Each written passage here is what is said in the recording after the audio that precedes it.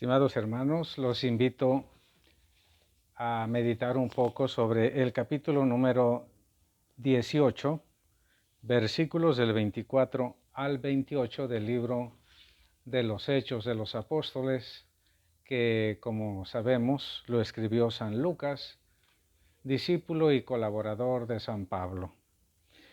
En este pasaje se nos habla de un personaje sumamente importante que no es tan conocido, pero que entregó su vida de manera decisiva a la predicación del Evangelio de nuestro Señor Jesucristo, y particularmente a demostrarle a los judíos que se negaban a creer en Jesús como el Mesías de Dios, precisamente a demostrarles mediante la Sagrada Escritura que Jesús sí era el Mesías prometido por Dios.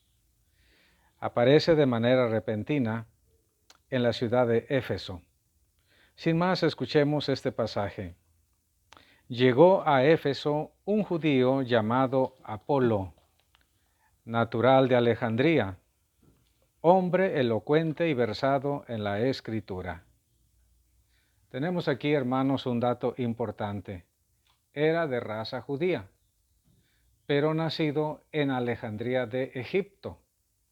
Alejandría, hermanos, era una ciudad sumamente importante, muy poblada, cosmopolita. Había muchísimos judíos en ese tiempo. Recordemos que entre el siglo I y el segundo antes de Cristo, por lo tanto antes de Apolo, allí se hizo la traducción del Antiguo Testamento, del hebreo al griego. Y esa traducción que se hizo de la Sagrada Escritura del hebreo al griego en Alejandría de Egipto perdura hasta el día de hoy. Se llama la versión de los 70 o la Septuaginta. Pero sobre eso algún otro día hablaremos.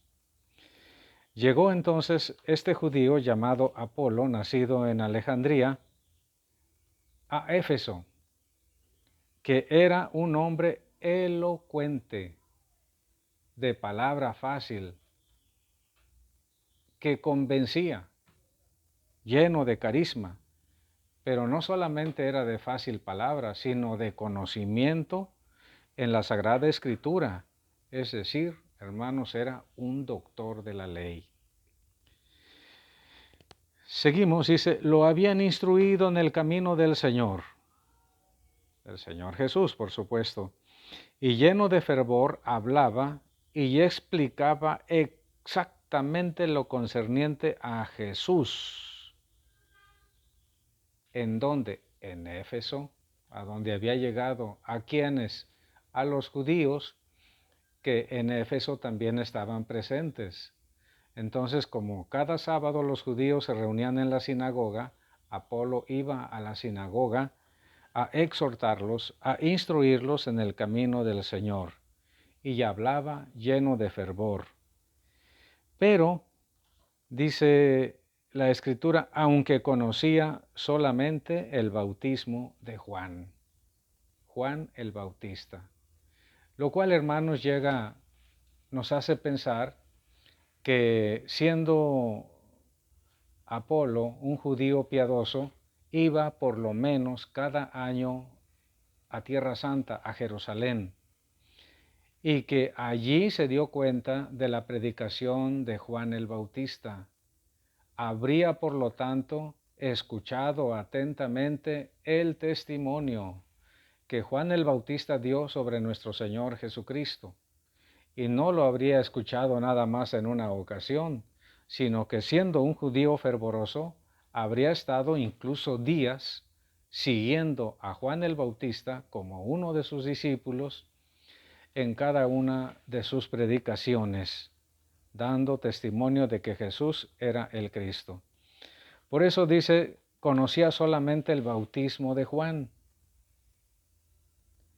Entonces, resultó que llegaron ahí a donde estaba predicando Apolo un matrimonio compuesto por Priscila y su esposo Áquila. Ellos habían sido discípulos de San Pablo en Corinto, unos meses antes.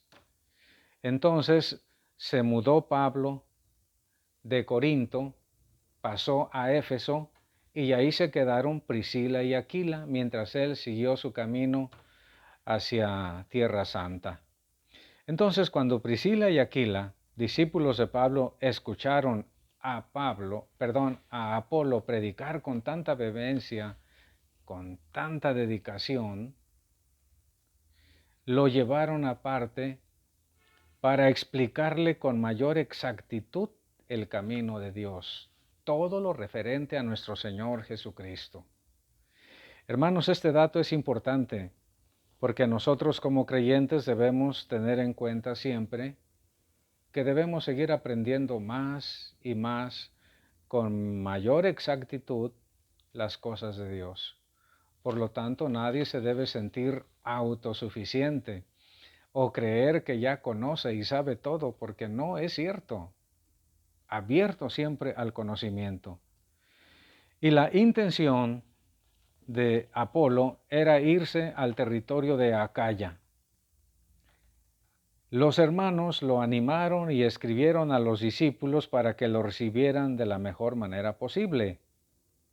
Al llegar, prestó un gran servicio a los que habían recibido la gracia de la fe, porque refutaba vigorosamente y en público a los judíos, demostrando con la Escritura que Jesús era el Mesías.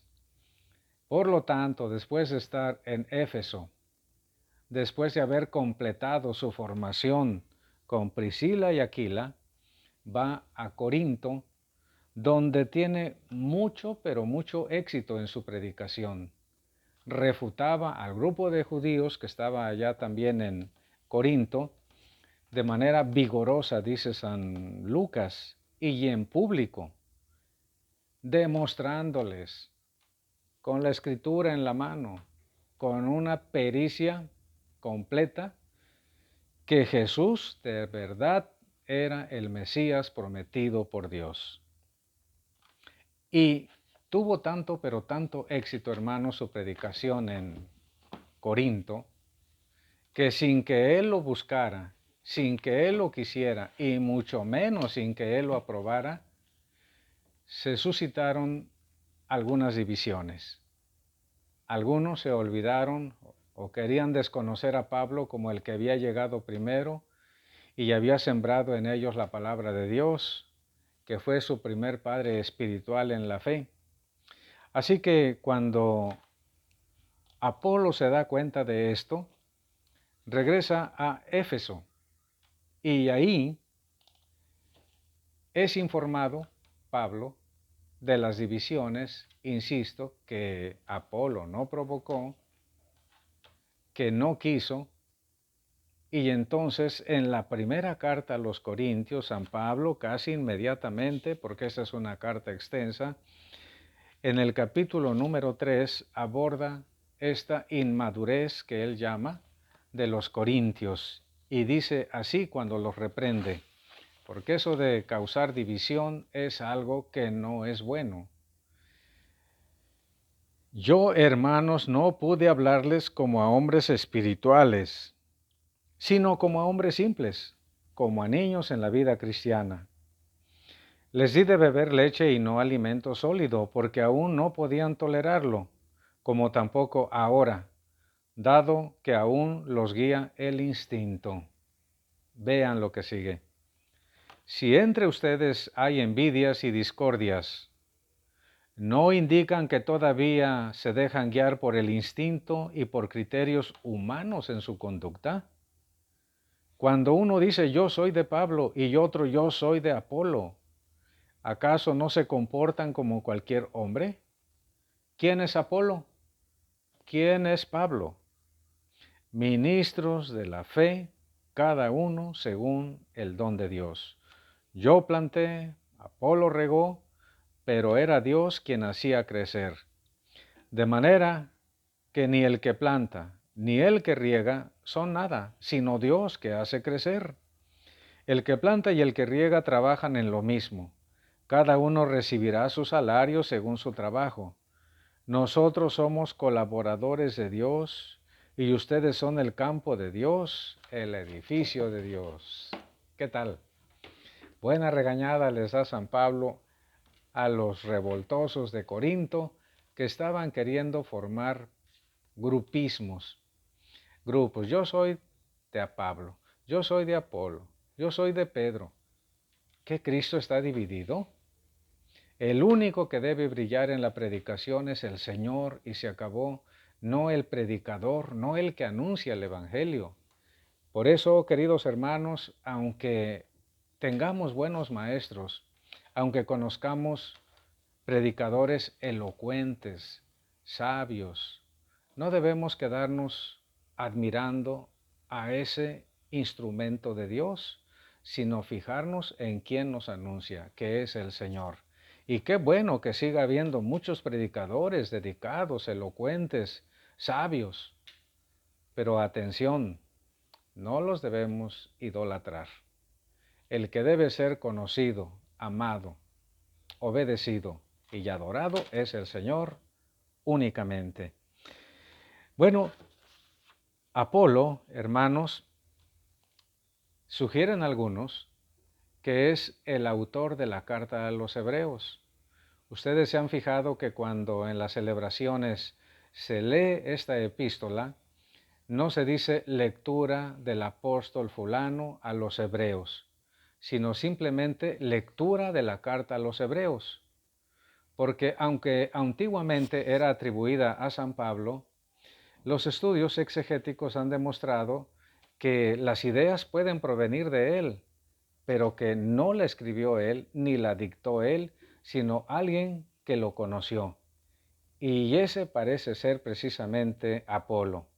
Apolo llena el perfil del autor posible de la carta a los hebreos. Fijémonos en el título. Está dirigida a los hebreos, a los judíos, concretamente, hermanos, a aquellos judíos que habían abrazado la fe cristiana, que se habían hecho cristianos, pero que seguían añorando el culto que se daba a Dios en el templo de Jerusalén, lleno de pompa, lleno de majestuosidad como debe ser, y en cambio ahora como cristianos andaban celebrando la cena del Señor, la fracción del pan o la Santa Misa en casas humildes y escondidos. Y entonces algunos tenían la tentación de volver al judaísmo. Y el autor de la carta a los hebreos les demuestra que el verdadero sacerdote es Cristo y que el culto verdadero lo tienen los cristianos y se los demuestra a través de la Escritura. Por eso esta carta a los hebreos tiene muchas, pero muchas citas tomadas del Antiguo Testamento. ¿Quién pudo haber hecho eso? Pues un doctor de la ley, un perito en el Antiguo Testamento. Y Apolo llena ese perfil. Era judío. Estos son los argumentos para creer que efectivamente Apolo tiene muchas probabilidades de ser el autor de la carta a los hebreos. Número 1, era judío. 2, era originario de Alejandría, como Filón, es decir, una ciudad famosa por sus sabios. 3, era un doctor de la ley, es decir, tenía un conocimiento excepcional de las Sagradas Escrituras.